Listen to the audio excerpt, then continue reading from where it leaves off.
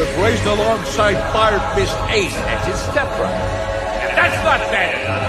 He's the biological son of the revolutionary cracker.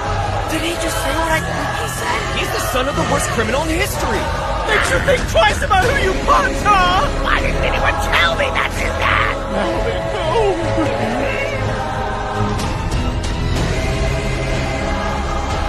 I had no idea. Lieutenant! Hey, Marco, don't let that kid die, no matter what.